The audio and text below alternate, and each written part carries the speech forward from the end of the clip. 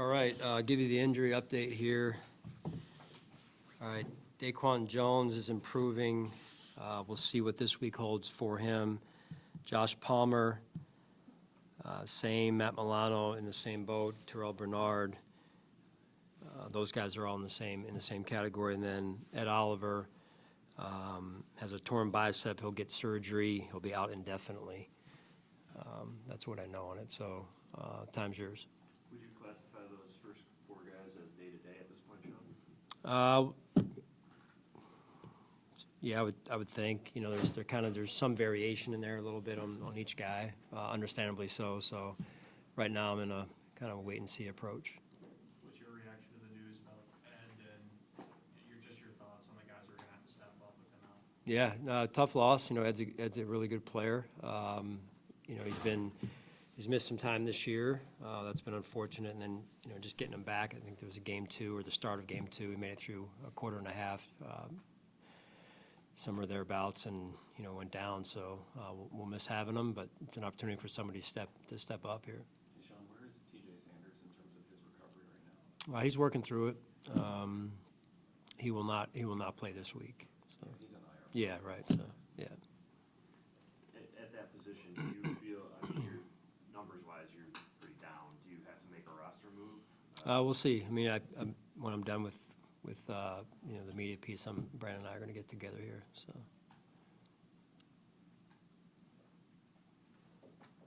So you hope. Go ahead, Matt. Yesterday, I asked you about the play calling duties and sharing that, and you said that you've been sharing it with Bobby. What went into that decision, and what's that like, the back and forth between you guys during the game? Yeah, it's good. I mean, you know, we do things together, and I think that's the right approach. And sharing information, sharing tendencies, you know, how we see things, and so it was good. I thought good teamwork yesterday.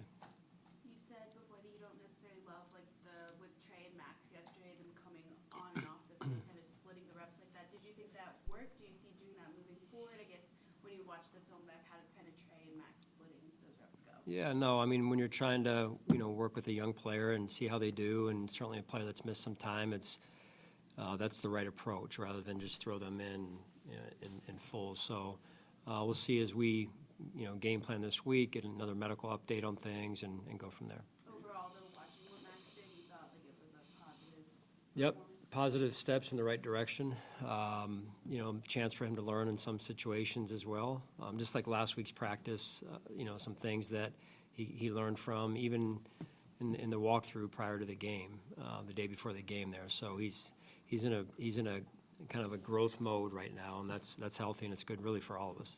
This might be a weird question, but were you at all surprised about how much Maxwell was able to play, given that he had only practiced, what, like 3 times through the week after the injury? I guess a little bit, but not totally taken back. You know, we had somewhat of a window of a rep count that we wanted to try and land in, and that's not easy due to drive length and whatnot, and then how the game goes. So, you know, I thought the medical staff, you know, did a good job, you know, getting him to the point where he was able to kind of go off or get activated really, and then practice the way he was and all that type of stuff. So, you know, we just took it one day at a time, as I said before, and we'll have to continue to do that as we move forward here next week. With all the moving parts on the defensive front, guys coming in, guys coming out, what are the challenges you face now, knowing that Ed's not going to be in there for a while? Yeah, there's a continuity piece. I would say that's the thing that's, you know, the obvious, the glaring piece of the lack of continuity is, you know, trying to get into a rhythm and get guys going, and guys used to playing next to each other. But like I said, it offers an opportunity for somebody else to step up and show us what they got. You guys have been base defense more often this season. The sample sizes are different. It's hard to compare, but you have been more successful. What do you think has allowed you guys to have more success when you have 3 linebackers on the field in those situations?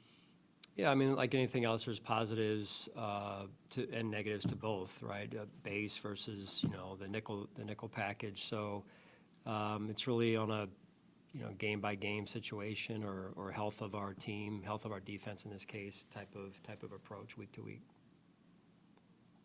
Feels like you guys see the Chiefs every year. It kind of feels like a division game almost, just because of how often you've played them. But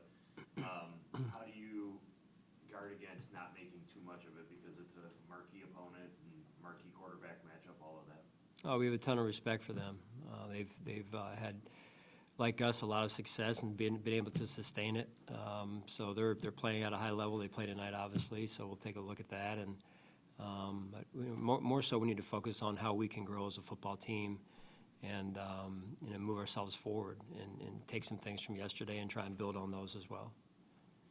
To that end, you were asked last night after the game about the downfield passing, particularly in the first half.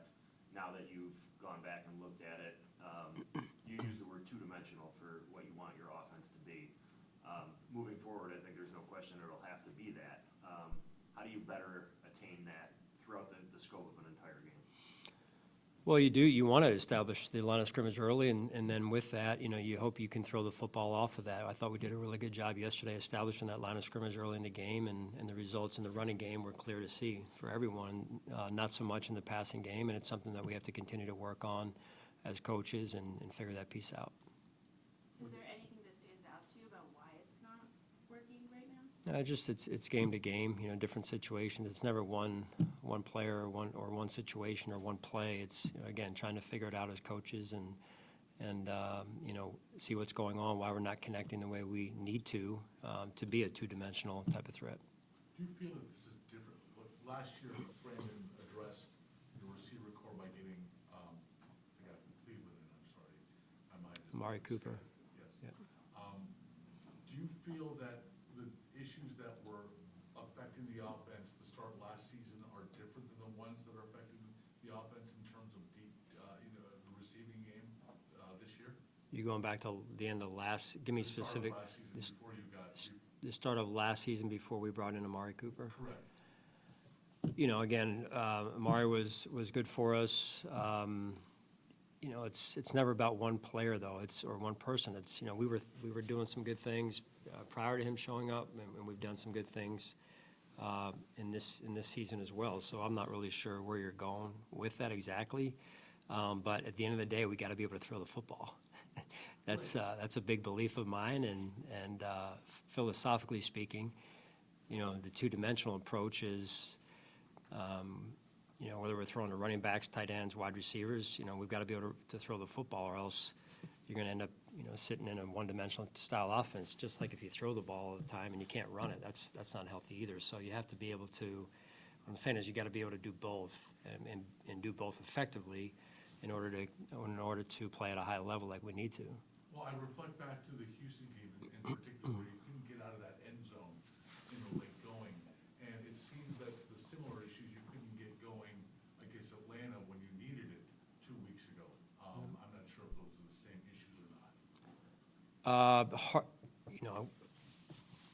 Give me more specifics on the Houston game. Tell me what you saw. You're asking me to compare a game at the middle of last year from a game to.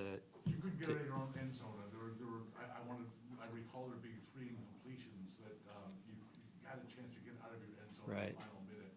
Then you had to punt it back. Yep. And the inability to get out of your end zone for whatever reason. Sure. Seemed to be a drawback. And this time around, it's you've got Josh Allen with the ball in a 1-score game against Atlanta with 3 possessions, and you Couldn't get it done. Yeah. You couldn't get it done. Yeah. No, I understand what you're saying, and yeah, listen, your frustration is my frustration, is my questions, and again, as a coaching staff, we work hard on, hey, let's go back to the drawing board and figure out, what we can do to figure that piece of it out and make sure we can execute at a higher level.